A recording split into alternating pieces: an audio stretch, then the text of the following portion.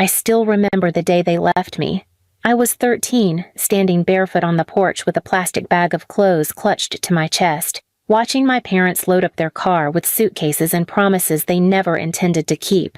My mother didn't even look back. My father tossed a single line over his shoulder. "You're too much trouble. You'll figure it out." And then the door slammed, the engine roared, and I was alone. Neighbors whispered for weeks, some out of pity, others with disgust. One kind teacher fought to keep me in school, slipping me sandwiches during lunch, and the local foster system stepped in with cold efficiency. But no one could erase the truth. My parents had chosen freedom over me. Please subscribe to our channel and tell us in comments from where are you watching this video. Years passed. I learned to stop hoping, stop waiting for them to come back.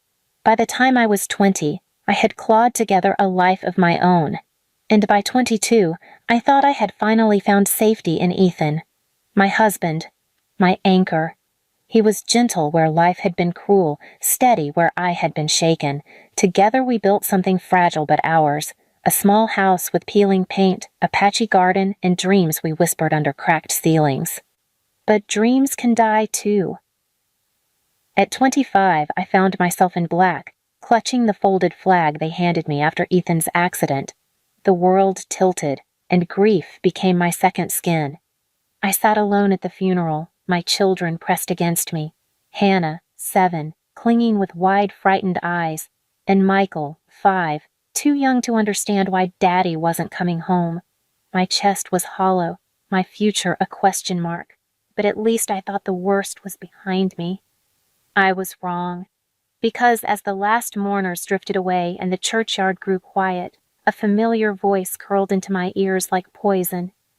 "Well, well," my mother sneered, stepping out from the shadows of the trees, her manicured hand clutching a handbag that probably cost more than my mortgage. "Look who managed to survive without us." My father appeared behind her, older but no less sharp. His suit was pressed, his shoes polished, as if he were arriving at a gala instead of his son-in-law's burial. "You've done well," he said, eyes glinting at the house key dangling from my wrist. "Better than we expected. Too well, maybe." My stomach dropped. "What are you doing here?"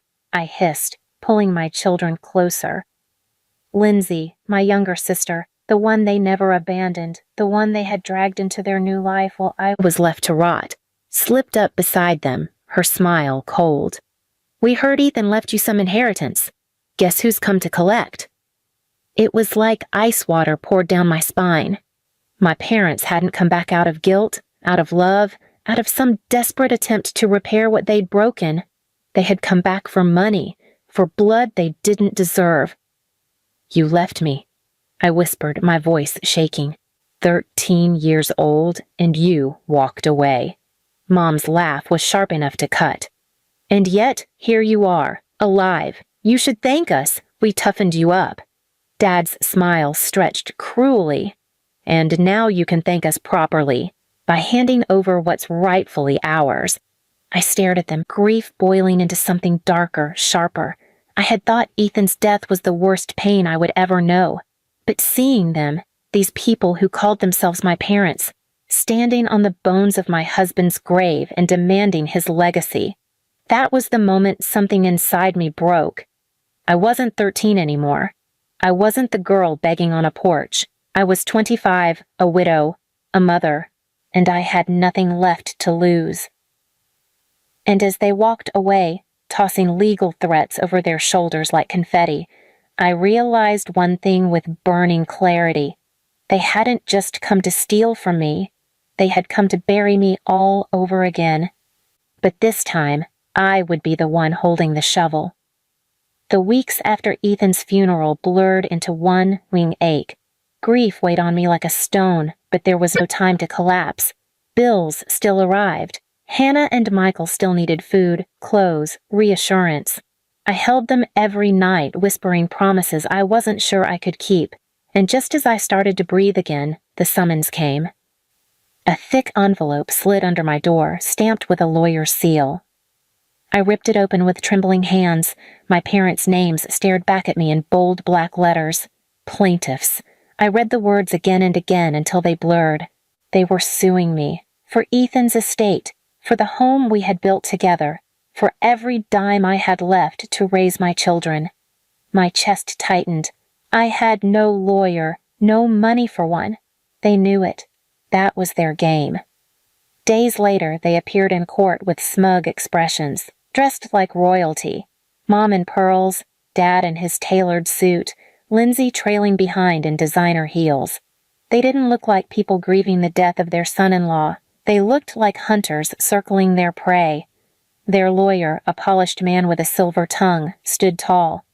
"Your Honor," he began, "our clients have long provided support and guidance to their daughter. They deserve a share of this estate. It is, after all, family." I almost laughed, except my throat was raw with fury. Support? Guidance? They hadn't so much as sent a birthday card since the day they abandoned me at 13. When my turn came, I stood alone at the defendant's table, my hands trembling on the wooden edge. "Your Honor," I said, my voice shaking but loud enough. "These people left me when I was 13. They stripped me of family, of home, of protection. I built my life alone. I buried my husband alone. And now they come to steal what little is left of him." Murmurs rippled through the courtroom. My parents shifted uncomfortably. But the lawyer pressed on, throwing out lies like confetti. Claims that they had supported me financially from afar, that they had remained involved in my upbringing, that they only left to give me independence. I wanted to scream, but I didn't. Instead, I listened, burning every word into my memory. Over the next weeks, I watched them strut into hearings, Lindsay smirking like she'd already won. At one session, Mom leaned toward me and hissed, "You should be grateful we even want a piece of your life. Without us, you're nothing." Dad added with a cruel grin, "We gave you existence. That means your success belongs to us." Those words stuck in my chest like nails. At night, after tucking Hannah and Michael into bed, I sat at the kitchen table with stacks of paper.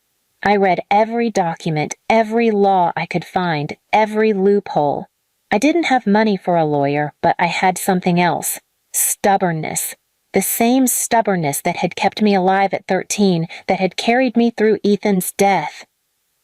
And then, something shifted. As I dug, I realized they had underestimated me. Their lies were sloppy. Their arrogance made them careless. I found holes in their stories, contradictions in their proof. The dates didn't line up. The evidence was thin. Meanwhile, whispers spread in town. People remembered the girl they left behind. Some remembered seeing them at bars while I was shuffled between neighbors' couches. Others recalled how they bragged about starting a new life without me. The story they tried to spin was crumbling, and I decided, if they wanted war, I'd give them one. But not in their way, not by crawling, not by begging. They thought they could starve me into silence. Instead, I would feed them their own cruelty, served cold, in front of the very community they wanted to impress. The plan began to take shape in my head, sharp and deliberate. Every move they made, I'd twist against them. Every lie they told, I'd split open. Every ounce of pride they carried, I'd turn into dirt beneath their feet. They had taught me I was nothing. Now I would show them what nothing could do. The day of the final hearing arrived with skies as gray as my mood. I dressed in the plainest clothes I owned, not out of shame, but out of defiance. My parents arrived like celebrities, Mom in a silk blazer, Dad in a gold watch that caught the light, Lindsay smirking in the front row like she was attending an awards show. They thought this was their coronation. The judge entered, and the courtroom fell silent. Their lawyer strutted forward, flipping through polished notes. "Your Honor," he began smoothly, "my clients deserve recognition for their lifelong role in their daughter's upbringing. They supported her into adulthood, and it is only fair they share in the inheritance her late husband left behind." Mom dabbed fake tears with a tissue. Dad nodded gravely, hand on his chest. Lindsay cast me a smug glance that said, "It's already over." When the judge turned to me, I stood. My hands trembled, but my voice was clear. "Your Honor, My parents abandoned me when I was 13. They did not provide for me. They did not guide me. They erased me. Everything I built alone, until I met my husband who gave me a family. And now that he is gone, they come not out of love, but greed. The lawyer scoffed. Unsubstantiated claims. My clients can provide character witnesses. That was my opening. I reached into my folder and pulled out a stack of statements. Neighbors, teachers, social workers, each one confirming the truth. They left me behind, and everyone knew it. One neighbor had written, "She came to us hungry at 13. We gave her meals because her parents were gone." Another, "Her parents told me directly they wanted a new life without her." The courtroom stirred. My parents' lawyer paled. "And that's not all," I continued, pulling out documents I had pieced together over long nights. "They claim to have supported me financially? Here are bank records proving otherwise. They claimed to attend my milestones? Here are school logs showing no guardian signatures. They lied. Over and over." The judge's brow furrowed. He turned to my parents. "Do you have any evidence to refute this?" Dad's face reddened. "We gave her life. Isn't that enough?" he shouted, voice cracking with rage. Mom hissed through clenched teeth. "She owes us everything." Gasps rippled through the room. Those words landed harder than any document I could present. I took a breath and delivered the final blow. "Your Honor, my husband's inheritance was meant to provide for me and my children. These people want to take food from my children's mouths, the same children they've ignored since the day they were born, because they see them as leverage, not family." Hannah and Michael sat quietly behind me, their small faces pale but brave. Their presence was louder than any speech. The judge leaned back, disgust etched across his face. "I've heard enough. The plaintiffs have provided no credible evidence. Their claims are not only unfounded but manipulative. Case dismissed.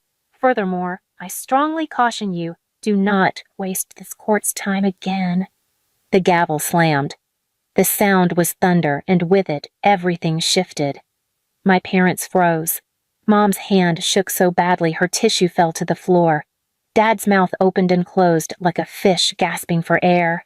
Lindsay's smirk shattered into something hollow, her cheeks burning as whispers rose around the courtroom. I didn't gloat. I didn't need to. I simply gathered my papers, took my children's hands, and walked out. The whispers followed us like an honor guard. They abandoned her? They tried to steal from a widow? Monsters. Outside, the sun had broken through the clouds, spilling light across the courthouse steps. I lifted my chin, my children pressing close. They had left me at 13, certain I would crumble. They had come back to bury me again, certain I would fold. Instead, I buried them. In truth, in shame, in the eyes of every person they once craved admiration from. This time, they were the ones left with nothing. And I didn't look back. Please subscribe to our channel and tell us in comments from where are you watching this video.